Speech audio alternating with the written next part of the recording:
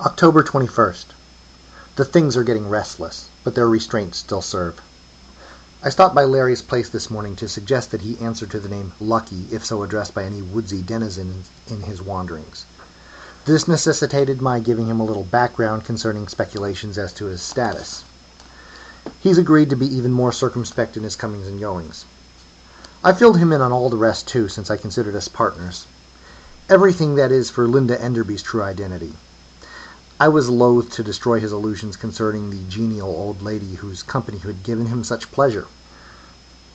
Whatever had been learned there had been learned, and I doubted it could have been much in such a bizarre case as his, with him so guarded concerning it.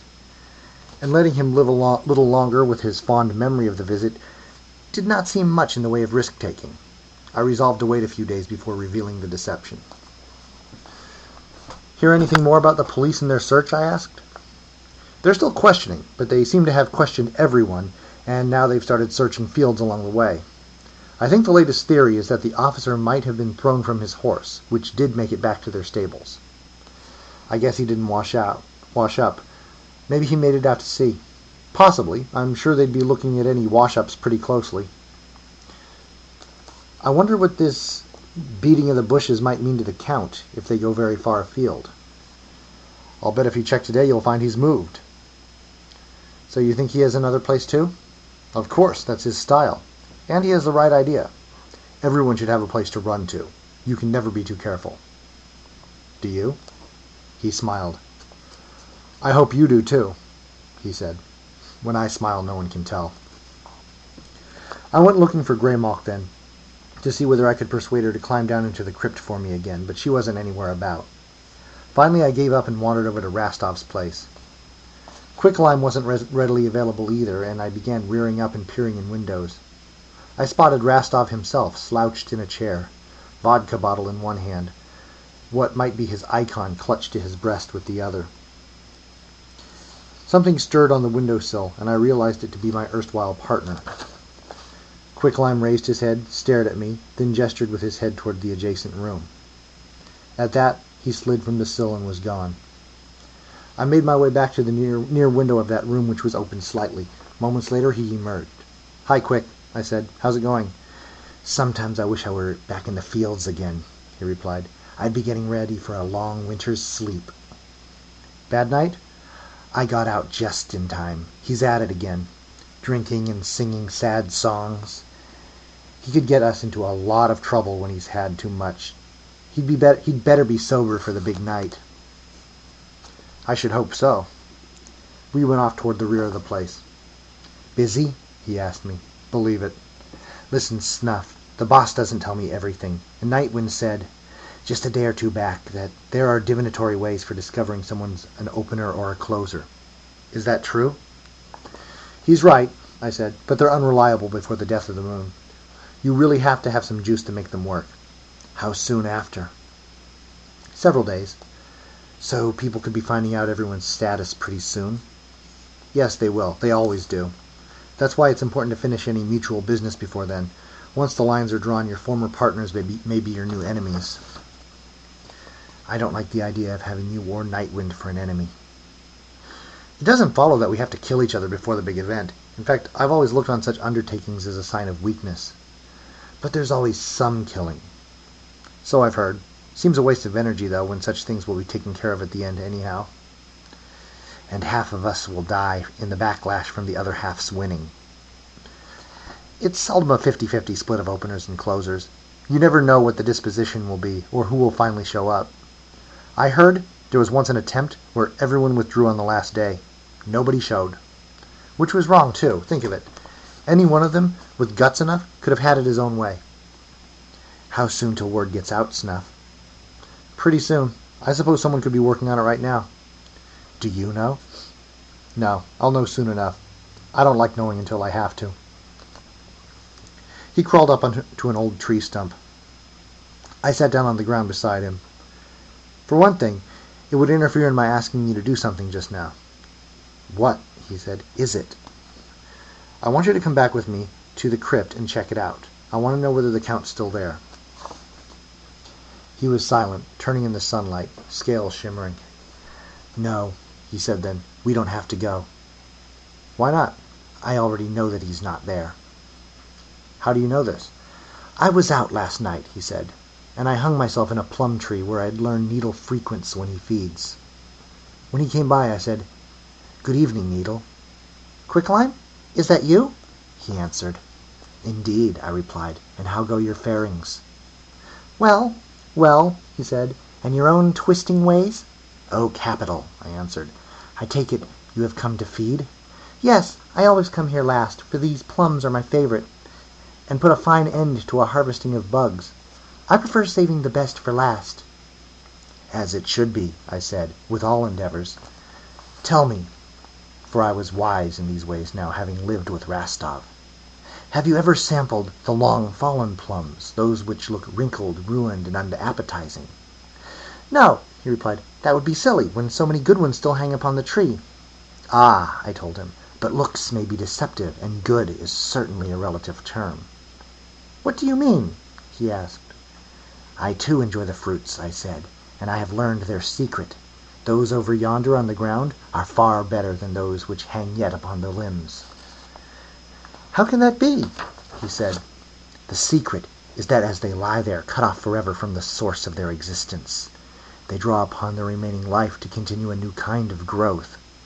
True, the effects wither them, but they ferment from their own beings a new and special elixir, superior to the simple juices of those upon the tree.' 'They taste a lot better?' 'No, they do not. This goes beyond mere taste. It is a thing of the spirit.' 'I guess I ought to try it then.' 'You will not be disappointed. I recommend it highly.' So he descended to the earth, came upon one of those I had indicated, and bit into it. 'Ah!' he exclaimed. 'These are no good. Over-ripened.' 'Give it a chance,' I said. 'Take more. Swallow it down, and then some more. Wait just a bit.' And he sampled again and again. A little later he said, 'I feel slightly dizzy, but it is not unpleasant. In fact—' He tried another, suddenly more enthusiastic, then another. 'Quicklime, you were right,' he said after a while. 'There is something very special about them. There is a warm feeling.' 'Yes,' I answered. 'And the dizziness is not quite dizziness. It feels good.' 'Take more. Take lots more,' I told him. 'Go with it as far as it will take you.' Shortly his words grew harder to understand, so that I had to slide down from the tree to be sure I had heard everything he said when I began. 'You were with the Count when he created his new graves, were you not?' 'And so I learned their locations, and that he was moving to one last night,' he finished. 'Well done,' I said. 'Well done.' I hope he didn't awaken feeling that the way I did the other morning. I did not linger, for I gather it is a bad thing to see snakes when you are in that condition. At least, Rastov says it is. With me, it was humans that I saw last time, all those passing gypsies. Then yourself, of course. 'How many graves are there besides the crypt?' 'Two,' he said. 'One to the southwest, the other to the southeast.' 'I want to see them.' 'I'll take you. The one to the southwest is nearer. Let's go there first.' We set out, crossing a stretch of countryside I had not visited before. Eventually we came to a small graveyard, a rusted iron fence about it. The gate was not secured, and I shouldered it open. 'This way,' Quicklime said, and I followed him. He led me to a small mausoleum beside a bare willow tree. 'In there,' he said, 'the vault to the right is opened. There is a new casket within.' 'And is the Count inside it?' 'He shouldn't be. Needle said he'd be sleeping at the other one.' I entered nevertheless, and pawed at the lid for some time before I found a way to open it. When I did, it came up quite easily. It was empty, except for a handful or two of dirt at its bottom. 'It looks like the real thing,' I said. 'Take me to the other one now.' We set off on the longer trek, and as we went I asked, 'Did Needle tell you where these graves were established?' 'Several weeks ago,' he answered. 'Before the dark of the moon?' 'Yes, he was very insistent on the point.' This will ruin my pattern, and everything seems such a perfect fit. 'Sorry.' 'You're sure that's what he said?' 'Positive.' 'Damn.' The sun shone brightly, though there were clouds about, and of course a goodly cluster off toward the good doctor's place, farther south, and there came a bit of chill with a northerly breeze. We made our way cross-country through the colors of autumn, browns, reds, yellows, and the ground was damp, though not spongy. I inhaled the odors of forest and earth. Smoke curled from a single chimney in the distance, and I thought about the elder gods and wondered at how they might change things if the way were opened for their return. The world could be a good place or a nasty place without supernatural intervention. We had worked out our own ways of doing things, to find our own goods and evils. Some gods were great for individual ideals to be aimed at, rather than actual ends to be sought here and now. As for the elders, I could see no profit in intercourse with those who transcend utterly. I like to keep all such things in abstract platonic realms and not have to concern myself with physical presences.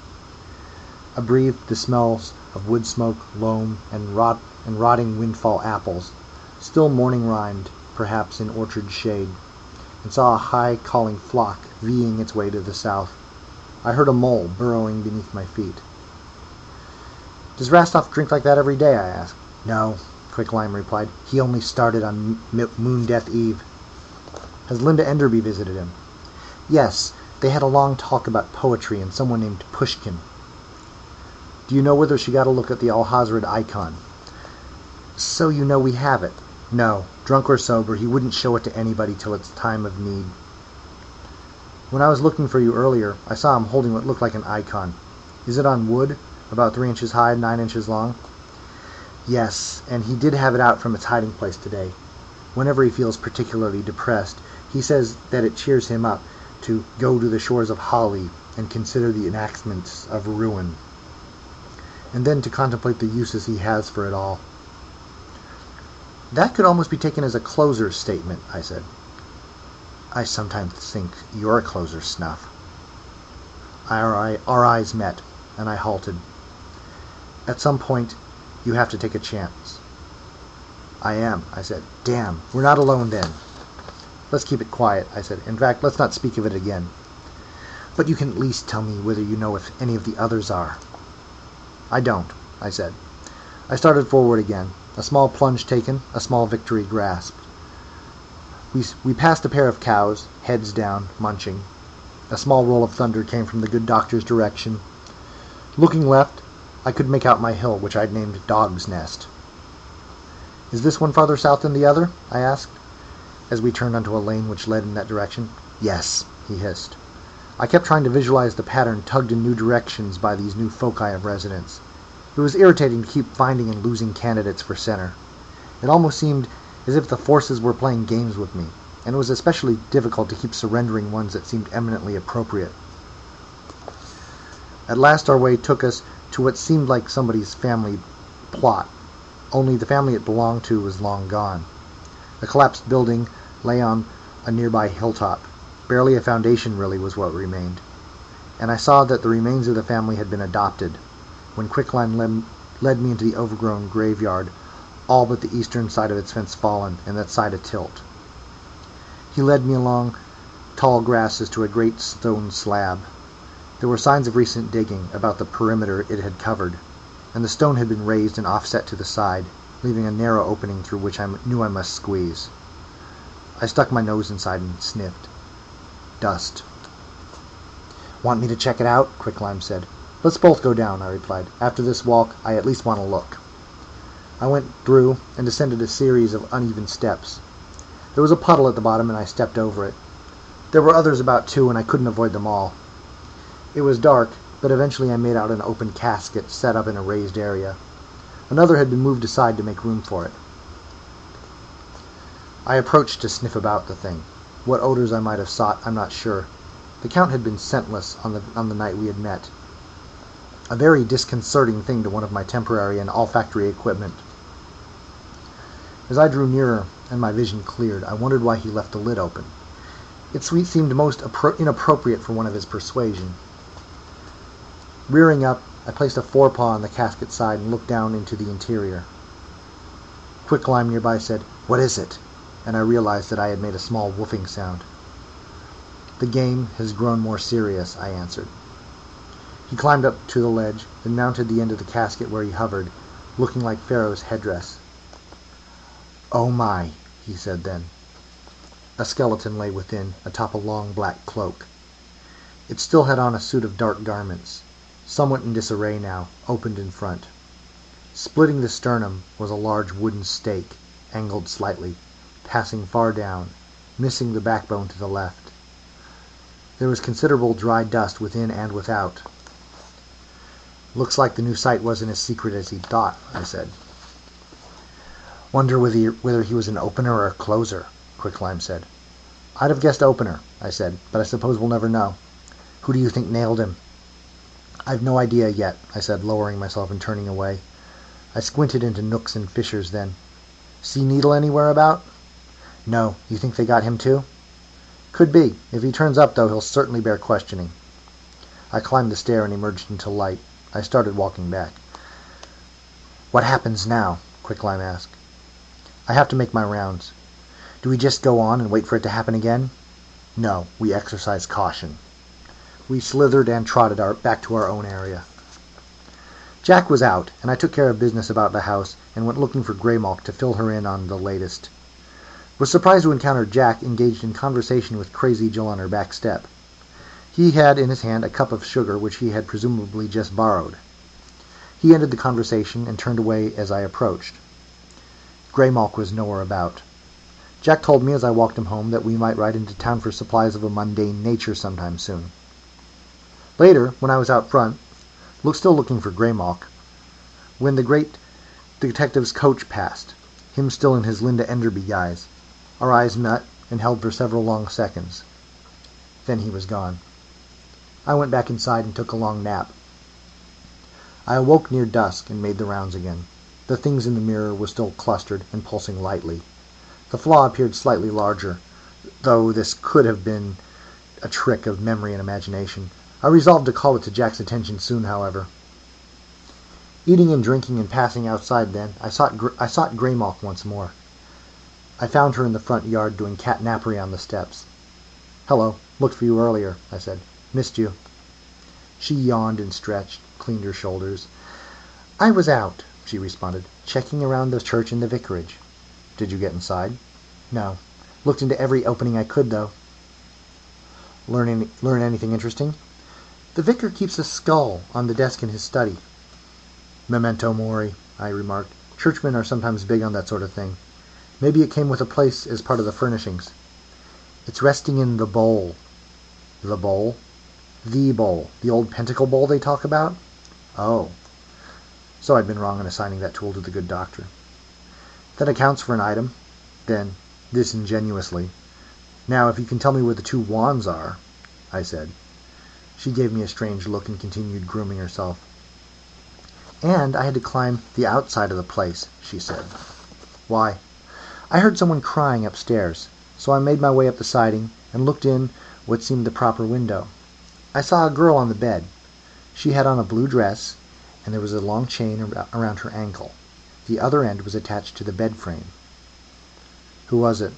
"Well, I met Tequila a little later," she went on. "I don't think she was too eager to talk to a cat. Still, I persuaded her to tell me that the girl is Lynette, the daughter of the vicar's late wife Janet by a previous marriage." "Why was she chained up?" "Tequila said that she was being disciplined for attempting to run away." "Very suspicious. How old is she?" 13. "Yes, just right. Sacrifice, of course." "Of course."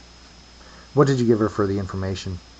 "I told her the story of our encounter with the big man the other night, and the possibility that the gypsies may be associated with the Count." "I'd better tell you something about the Count," I said, and I detailed my investigations with Quicklime. "No matter whose side he was on, I can't say I'm sorry to see him out of the picture," she said. "He was extremely frightening." "You met him?" "I saw him one night, departing that first crypt. I hid myself on a tree limb to watch it happen. He seemed to ooze up out of there, as if he weren't really moving any muscles, just flowing the way Quicklime can do. Then he stood there a moment with his cloak flapping about him in the wind, turning his head, looking at the world as if he owned it and was deciding what part of it would amuse him just then. And then he laughed. I'll never forget that sound. He just threw his head back and barked. Not the way you do, unless you have a special way of barking just before you eat something that might not want to be eaten, and that this pleases you, adds to the flavor. Then he moved, and it played tricks with my eyes. He was different things, different shapes, flapping cloak all about, even in different places at the same time, and then he was gone, like a piece of the cloak sailing away in the moonlight. I wasn't unhappy to see him go. I never saw anything that dramatic, I said, but I met him at even closer quarters, and I was impressed. I paused then. Did Tequila give you anything besides the story on Lynette? I asked. Everyone seems to be onto the idea of the old manse as the center now, she said. The vicar told her that it had served as a much larger church, south of here in the old days. One that the last Henry had ruined, as an example to the others that he meant business. That makes it such a good candidate that I'm irritated at the Count's bad taste in throwing off the calculations. Have you figured the new site yet? No, I should be about that pretty soon, though. You'll let me know? I'll take you with me when I do it, I offered. When will that be? Probably tomorrow. I was just going to walk up the road to see the gypsies now. Why? They're sometimes colorful. You can come along if you like. I will. We headed on up the road. It was another clear-skied night, with multitudes of stars. I could hear a distant music as we neared Larry's place. Beyond, I could make out the glow of bonfires.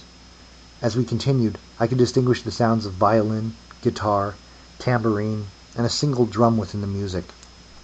We drew nearer, coming at last to a hiding place beneath a caravan from which we could watch. I smelled dogs, but we were downwind and none bothered us. Several older gypsy women were dancing, and there was suddenly a singer making wailing sounds. The music was stirring, the dancers' movements stylized, like the steps of long-legged birds I'd seen in warmer climes. There were many fires, and from some of them came the smells of cooking. The spectacle was as much a thing of the shadows as the light, however, and I rather liked the wailing, being something of a connoisseur when it comes to barks and howls. We watched for some time, taken by the bright colors of the dancers' and players' garments, as much by the movements and the sounds. They played several tunes, and then the fiddler gestured toward a knot of spectators, holding out his instrument and pointing to it. I heard the sound of a protest, but he insisted, and finally a woman moved forward into the light. It was several moments before I realized it to be Linda Enderby. Obviously the great detective was making another of his social calls. Back in the shadows, I could now make out the short, husky form of his companion. Over several protests, he accepted the violin and bow, touched the strings, then cradled the instrument as if he knew its kind well. He raised the bow, paused for a long moment, and then began to play. He was good. It was not gypsy music, but some old folk tune I'd heard somewhere before. When it was done, he moved immediately into another on which he worked several variations. He played, and it grew wilder and wilder. Abruptly, he halted, and took a step, as if suddenly moving out of a dream. He bowed then, and returned the instrument to its owner, his movements in that moment entirely masculine. I thought of all the controlled thinking, the masterfully developed deductions which had served to bring him here, and then this, the momentary slipping into the wildness he must keep carefully restrained, and then seeing him come out of it smiling, becoming the woman again. I saw in this the action of an enormous will, and suddenly I knew him much better than as the pursuing figure of many faces. Suddenly I knew that he had to be learning, as we were learning, other aspects of the scope of our enterprise. That he could well be right behind us at the end, that he was almost in some way a player, more a force really, in the game. And I respected him as I have few beings of the many I have known. Later, as we walked back, Greymalk said, "It was good to get away for a time." "Yes," I said, "it was," and I regarded the sky, where the moon was growing.